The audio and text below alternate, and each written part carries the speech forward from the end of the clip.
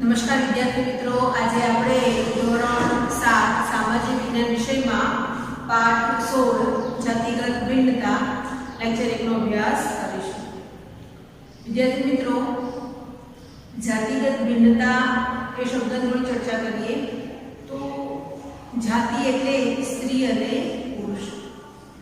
તો સ્ત્રી અને પુરુષ આ બંને વચ્ચે રહેલો ભેદભાવ એને આપણે જાતિગત ભિન્નતા કહીએ છીએ। ભિન્નતા એટલે જુદા। તો સ્ત્રી અને પુરુષ એ બંને અલગ અલગ છે, પરંતુ બંને વ્યક્તિ બધું જ કરી શકે એમ છે, છતાં પણ આપણી જે રૂઢિગત માન્યતાઓ છે, આપણા જે વિચારો છે, એ વિચારો એમને જુદા પાડે છે। તો અહીંયા આપણને સ્ત્રી અને પુરુષ વિશે માહિતી આપેલી છે કે આપણે છોકરા છોકરીનો ઉછેર કેવી રીતે કરીએ છીએ, શા માટે આવી રીતે કરીએ છીએ, તેના વિશે થોડીક માહિતી આપેલી છે। તેમના કાર્ય વિશે સમજવાનું છે। આપણે આપણા દેશમાં જે ઉચ્ચ હોદ્દાઓ ધરાવતી મહિલાઓ છે તેના વિશે આપણે અભ્યાસ કરીશું। તો ચાલો આપણે શરૂઆત કરીએ આ પાઠની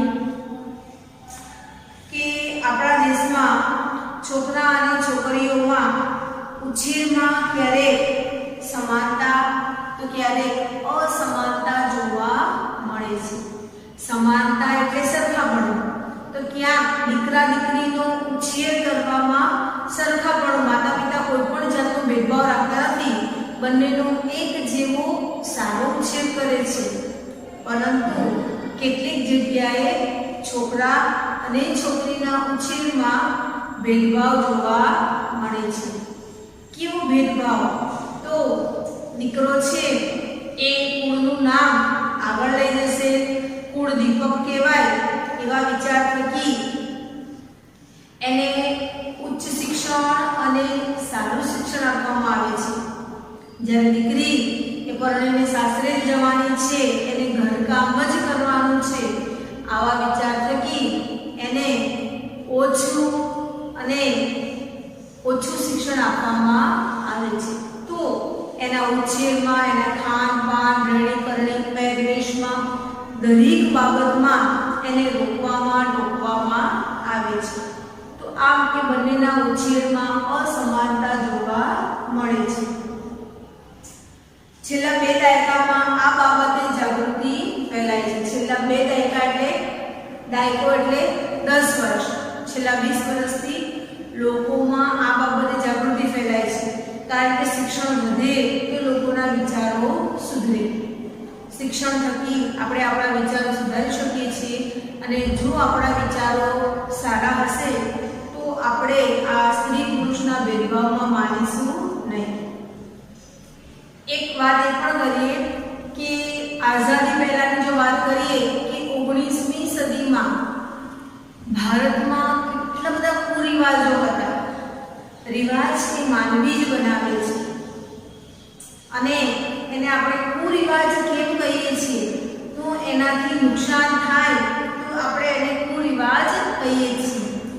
તો એ સમયે દીકરી જન્મે એટલે દીકરી જન્મ એ એમને બોજ સમાન લાગતો। દીકરો જન્મે તો હરખ, ખુશી, આનંદ, અને દીકરી જન્મે તો એને દહેજ આપવાનું છે એવું વિચારી અને જન્મતાની સાથે જ એને દૂધના તપેલામાં મોળી અને મારી નાખવામાં આવતી। આ પ્રથા, જેને દીકરીની દૂધ પીતી કરવાની પ્રથા કહેવાતી, તો આ પ્રથા એ સમયમાં પ્રચલિત હતી। બાળ લગ્ન થતા એટલે નાની ઉંમરમાં। અત્યારે તો સરકારે વય મર્યાદા એટલે કે સ્ત્રીની 18 અને પુરુષની 21 વર્ષ એ લગ્ન માટે નક્કી કરી છે, પરંતુ એ વખતની 19મી સદીની જો વાત કરીએ તો નાની ઉંમરમાં કે 10 વર્ષની ઉંમરમાં લગ્ન થઈ જતા, જેને કારણે સ્ત્રીઓનો વિકાસ અટકાઈ જતો। એ ઘણી બધી બીમારીઓની ભોગ બનતી। ત્યારે તો આટલી બધી ટેકનોલોજી નહોતી કે દવાખાનામાં એટલી બધી સગવડ પણ નહોતી, એટલે નાની એવી બીમારીમાં પણ કે કોઈ ચેપી રોગ થાય તો પતિનું મૃત્યુ થાય એટલે આજીવન એને વિધવાનું જીવન બાળવાનું, કારણ કે એક એવો પણ કુરિવાજ હતો કે સ્ત્રી બીજા લગ્ન ન કરી શકે, એટલે પુનઃ લગ્ન ન થતા. પુરુષ બીજા લગ્ન કરી શકે પણ સ્ત્રી બીજા લગ્ન કરી શકે નહીં. બહુપત્ની પ્રથા હતી કે પુરુષ એક કરતા વધારે પત્નીઓ રાખી શકે, એટલે બહુપત્ની પ્રથા. વિધુર પુરુષ લગ્ન કરી શકે પરંતુ વિધવા સ્ત્રી લગ્ન કરવા નહીં. ક્યાંક એવું પણ જોવા મળતું કે જે સ્ત્રીનો પતિ મૃત્યુ પામ્યો હોય તે સ્ત્રીએ પોતાના પતિની ચિતા ઉપર એનું શબ લઈને બેસી જવાનું અને પછી એને અગ્નિદાહ આપવામાં આવતું, જેને સતી પ્રથા કહેવાતી. તો એનો અર્થ એ છે કે આ બધા જ કુરિવાજો એ માત્ર સ્ત્રીઓ માટે હતા કે જીવતી સ્ત્રીને રિવાજના નામે એના પતિ સાથે જીવતી બાળી નાખવામાં આવતી. જીવવું બધાને હોય, મરવું કોઈને ન ગમે, છતાં પણ રિવાજના નામે આવી રીતે સ્ત્રીઓની બલિ આપવામાં આવતી. તો આ કુરિવાજ કહેવાય છે. રાજા રામમોહન રાય એમના ભાભીને પણ આવી રીતે બળજબરીથી સતી કરાવ્યા હતા અને એ બાબતે એમના હૃદય પર ખૂબ જ આઘાત લાગ્યો હતો, કારણ કે એમની નજર સમક્ષ આ દ્રશ્ય જોયું હતું. એમણે નક્કી કર્યું હતું કે હું આ સતી પ્રથાને નાબૂદ કરીશ. અને ખરેખર તેમના અને અન્ય ઘણા સામાજિક કાર્યકરોના પ્રયત્નોથી આ રિવાજને બંધ કરવામાં આવ્યો. તો સમાજમાં આવા કુરિવાજો એ સ્ત્રીઓ માટે હતા. આજે વિચારો થકી પરિવર્તન આવ્યું છે, પરંતુ સંપૂર્ણ પરિવર્તન આવ્યું નથી. આજે પણ આવા કેટલાક કુરિવાજો આપણને જોવા મળે છે. આજે પણ ક્યાંક ને ક્યાંક બાળ લગ્નો થાય છે. આજે દીકરીને જન્મ પહેલા દૂધ પીતી કરવામાં આવે છે. પહેલા તો જન્મ તિથિ અને દૂધના તપેલામાં બોલતા હતા. આજે તો એના જન્મ પહેલા એનું પરીક્ષણ કરવામાં આવે છે કે માના ગર્ભમાં રહેલ બાળક દીકરો છે કે દીકરી, અને ભ્રૂણ હત્યા કરવામાં આવે છે. તો ક્યાંક ને ક્યાંક આજે પણ થોડા ઘણા અંશે આવા કુરિવાજો આપણે જોઈએ છીએ. સરકાર ગમે એટલા કાયદા બનાવે છે, પરંતુ જ્યાં સુધી લોકોના વિચારો નહીં સુધરે, એમના વિચારોમાં પરિવર્તન નહીં આવે, ત્યાં સુધી આ ભેદભાવ એ ભૂંસાશે નહીં. તો ચાલો આગળ વાત કરીએ. છેલ્લા 2 દાયકામાં આ બાબતે જાગૃતિ ફેલાય છે. આ અંગે સરકાર પણ વિવિધ યોજનાઓ અને આયોજન કરી ભેદભાવ ન થાય તેવા પ્રયત્નો કરે છે. સરકાર પણ એવી યોજનાઓ બનાવે છે અને એવા કાર્યક્રમોનું આયોજન કરે છે જેથી કરીને લોકો આ સ્ત્રી પુરુષના ભેદભાવો એને દૂર કરે. આપણો દેશ અનેકવિધ ભિન્નતા ધરાવતો છે. આધુનિક સમય પ્રમાણે છોકરા છોકરીઓને શિક્ષણમાં સમાન અધિકાર આપવામાં આવ્યા છે. આપણે અગાઉ પણ ચર્ચા કરી ગયા હતા કે આપણા જે મૂળભૂત અધિકારો પૈકી પહેલો અધિકાર છે સમાનતાનો અધિકાર. તો બધી જ બાબતમાં સ્ત્રી અને પુરુષ કેવા છે? સમાન. કોઈ પણ જાતનો ભેદભાવ થઈ શકે નહીં. જાતિ, ભાષા, લિંગ ને આધારે ભેદભાવ કરી શકાતો નથી. તો કાયદાની દ્રષ્ટિએ તો આપણે બધા કેવા છીએ? સમાન. સ્ત્રી પુરુષ બધા સમાન. તો શાળામાં શિક્ષણ મળે છે તો એવું નથી કે માત્ર કન્યાઓને શિક્ષણ મળે કે માત્ર કુમારોને શિક્ષણ મળે. કન્યાઓનું શિક્ષણ જુદું, કુમારોનું શિક્ષણ જુદું ના. છોકરા છોકરીઓ, કન્યા કુમાર બધાને એક જેવું સાથે બેસી અને શિક્ષણ આપવામાં આવે છે. રૂઢિગત માન્યતા પ્રમાણે આજે કેટલા વિસ્તારમાં કન્યાઓને શિક્ષણ પ્રાપ્ત કરવામાં ક્યાંક મુશ્કેલી કે અગવડ પડે છે. કહ્યું ને મેં કે આજે પણ આવું જોવા તો મળે છે આપણને. એટલે દરેક જગ્યાએ આ બાબત શક્ય બનતી નથી, પરંતુ ક્યાંક ક્યાંક એવું પણ જોવા મળે છે કે આજે પણ છોકરીઓને ઉચ્ચ અભ્યાસ કરવો હોય કે પ્રાથમિક શિક્ષણ મેળવવું હોય તો પણ એમને મળતું નથી. એમને એ પણ મેળવવામાં ઘણી મુશ્કેલીઓ પડે છે. સમાજમાં પ્રવર્તતા ભેદભાવની અસર લાંબે ગાળે સમાજ વ્યવસ્થા ઉપર થાય છે. સમાજમાં કેટલાક કુરિવાજો પ્રચલિત થાય છે. હજુ પણ કેટલીક જગ્યાએ જોવા મળતા બાળ લગ્ન થવાનું એક કારણ આ ભેદભાવ છે. આજે પણ કેટલાક ગામડાઓમાં બાળ લગ્ન થાય છે. આ બતાવે છે આ ભેદભાવ. બાળ લગ્ન તો નાની ઉંમરે જ્યારે ભણવાની ઉંમર હોય ત્યારે એના લગ્ન કરી દેવામાં આવે છે અને પછી ઘરની જવાબદારીઓ માથે નાખવામાં આવે છે, એટલે એ પોતાનો વિકાસ કે અભ્યાસ કરી શકતી નથી. તો આ બતાવે છે ભેદભાવ.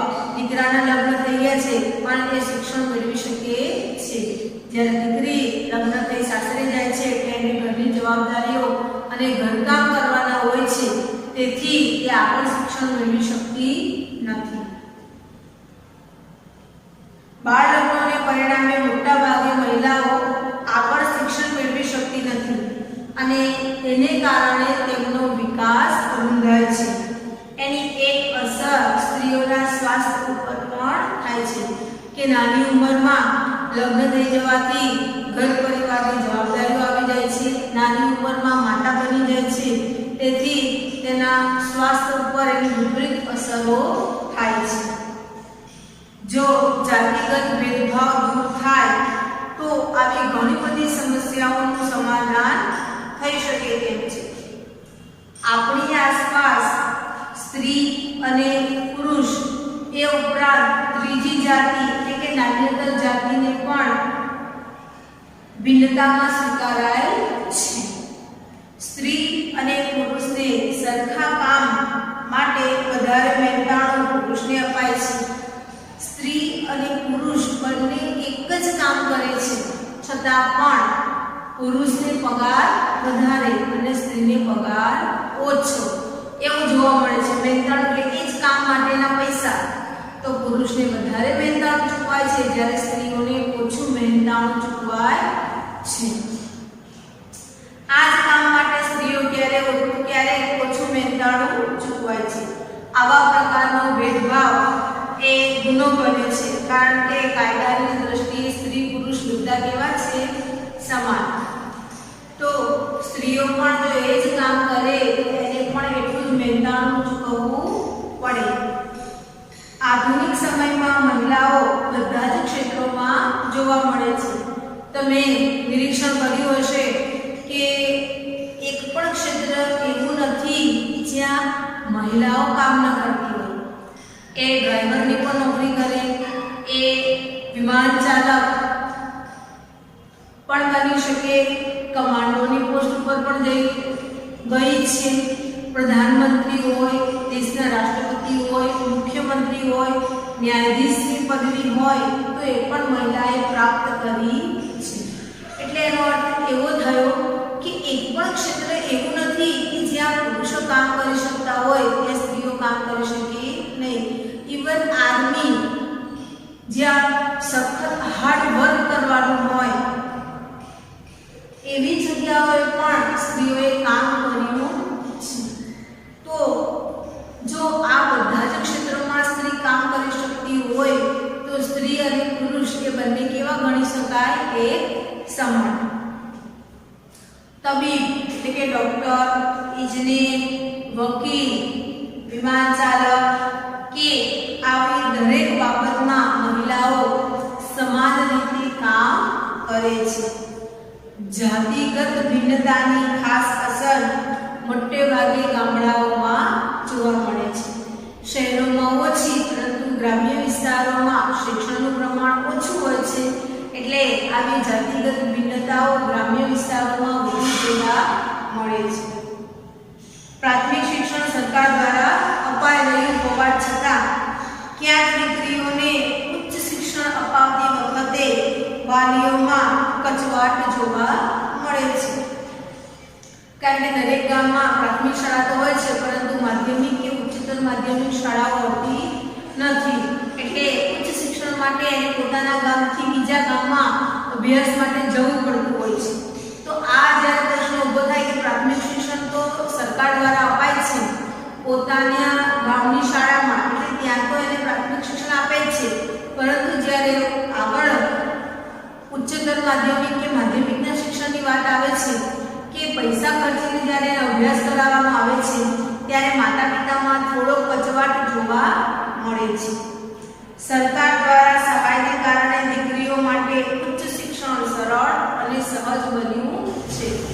આજે પણ આપણે કન્યાઓને શિક્ષણ ફીમાં માફી હોય છે, પ્લસ કે ઉચ્ચ શિક્ષણ માટે એટલે કે 9મા ધોરણમાં બાળાઓ આવે છે ત્યારે એમને સાયકલ આપવામાં આવે છે.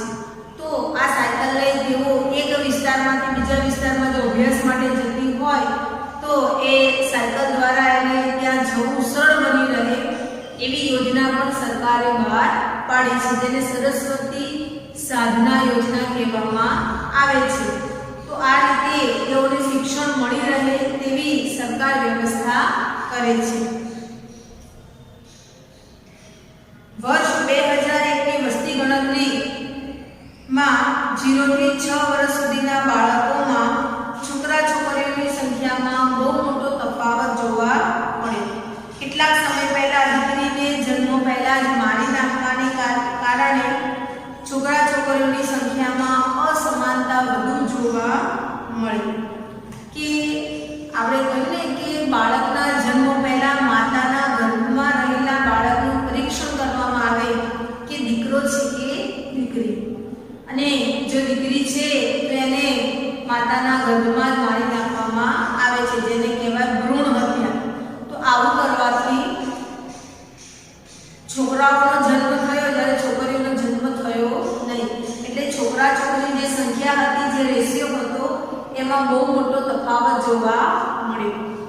આપણે જો વર્ગખંડની વાત કરીએ તો વર્ગખંડમાં રહેલા 50 બાળકોમાંથી 20 છોકરીઓ છે અને 30 છોકરાઓ છે. તો એ શું બતાવે છે? 10નો ભેદ કે 20 છોકરીઓ સામે 20 છોકરા હોવા જોઈએ, 30 છોકરાઓ સામે 30 છોકરીઓ હોવી જોઈએ, પરંતુ અહીંયા છોકરીઓ 20 અને છોકરાઓ 30 છે. તો એ બતાવે છે છોકરા છોકરીની સંખ્યામાં રહેલો ભેદ, કે છોકરીઓની સંખ્યા ઓછી, છોકરાઓની સંખ્યા વધારે. આવું જ આપણે આપણા ઘરમાં પણ જોઈએ છીએ કે આપણા ઘરના સભ્યોમાં છોકરીઓ મોટા ભાગે કેટલા છોકરા એવા હોય છે કે એની બેન હોતી જ નથી, એકલા જ હોય છે, કાં 2 ભાઈ હોય, 3 ભાઈ હોય, બરાબર. તો આપણા ઘર કુટુંબમાં પણ આપણી એક પેઢીએ 2 પેઢીએ એકાદ છોકરી જોવા મળે છે. તો આવી રીતે આ સ્ત્રી પુરુષ એની જન્મ સંખ્યામાં પણ આપણને ભેદભાવ જોવા મળે છે.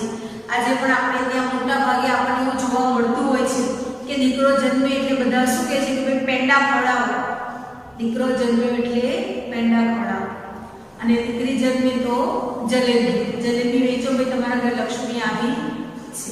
તો આજે આવી મીઠાઈઓ દ્વારા પણ આપણને સ્પષ્ટ ભેદભાવ દેખાય છે. આ માટે સરકાર દ્વારા ભ્રૂણ હત્યા વિરોધી કાયદો બનાવ્યો. એટલે જો કોઈ ડોક્ટર, માતા પિતા કે એને સહાય કરનાર કોઈ પણ વ્યક્તિ જો આવું કાર્ય કરતા ઝડપાય તો એ ડોક્ટરનું જે ડિગ્રી છે તે છીનવી લેવામાં આવે અને બધાને કાનૂની રાહે સજા થાય.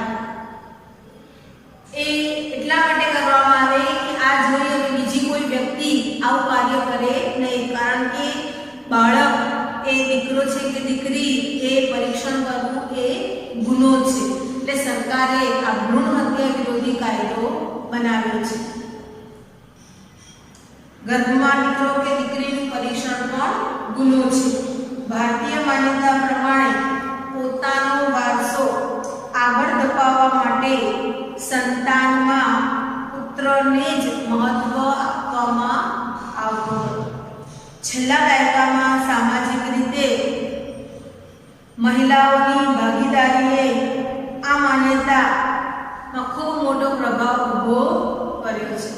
આપણે ભારતીય વિચારસરણી પ્રમાણે જોઈએ કે રૂઢિગત માન્યતા પ્રમાણે કે દીકરો એ ઘરનો વારસદાર છે, પિતાના વારસાને આગળ લઈ જનાર પુત્ર છે. એટલે શું કે પુત્ર જન્મને પ્રોત્સાહન આપવામાં આવે છે કે દીકરો જન્મે એવી બધા આશા રાખે છે, બરાબર. પરંતુ છેલ્લા કેટલાક વર્ષોમાં એવું જોવા મળી રહ્યું છે કે લોકો દીકરો કે દીકરી જે પણ બાળક જન્મે એને એટલા ઝડપથી સ્વીકારે છે. એટલે આ વિચાર એ આજે બહુ ઓછો જોવા મળે છે કે સ્ત્રીઓએ બધા ક્ષેત્રોમાં આગળ કાર્ય કર્યું છે. દીકરી પણ પિતાના વારસાને આગળ લઈ જાય, દીકરી પણ પિતાની ચિતાને અગ્નિદાહ આપી શકે એવા ઉદાહરણો આજે આપણે જોઈએ છીએ. એટલે આજે આ પુત્ર જન્મના પ્રોત્સાહનને કરતા દીકરીના જન્મને વધુ મહત્વ આપવામાં આવે છે. આપની શાળામાં અનેક આયોજન વખતે આપણે જોડાવાનું થયું હશે. શાળા કાર્યક્રમમાં છોકરાઓ અને છોકરીઓની પ્રવૃત્તિઓની નોંધ કરો. હવે વિદ્યાર્થી મિત્રો, તમને ખબર છે કે આપણે શાળામાં ઘણા બધા કાર્યક્રમો કરીએ છીએ, બરાબર ને? તમે પણ ભાગ લેતા હશો તો તમને પણ ખબર હશે કે તમે શું કાર્ય કરો છો અને તમારા વર્ગના અન્ય વિદ્યાર્થીઓ શું કાર્ય કરે છે. તો અહીંયા આપણને છોકરાઓ અને છોકરીઓ એ બંનેના કામની માહિતી બનાવવાની છે આપણે કે છોકરાઓ શું કાર્ય કરશે અને છોકરીઓ શું કાર્ય કરશે. તો શાળામાં જો કોઈ કાર્યક્રમનું આયોજન હોય તો છોકરીઓ જેમ કે રંગોળી કરવાનું, ચિત્રકામ કરવાનું, ફૂલોથી માળાઓ બનાવવાનું આવું કાર્ય કરતી હશે. જ્યારે છોકરાઓ સ્ટેજ બનાવવાનું, હાર માળા લગાવવાનું, લાઇટિંગનું કામ આવા બધા કામો કરતા હશે. તો તમારે આજની પ્રવૃત્તિમાં હોમવર્કમાં આ કાર્ય કરવાનું છે કે તમારે એક યાદી બનાવવાની કે છોકરાઓ શું કાર્ય કરશે અને છોકરીઓ શું કાર્ય કરશે. ખ્યાલ આવ્યો? વિદ્યાર્થી મિત્રો, અહીંયા આપણે આપણા લેક્ચર પૂર્ણ કરીએ છીએ. પછીના લેક્ચરમાં આપણે ઊંડાણથી ચર્ચા કરીશું.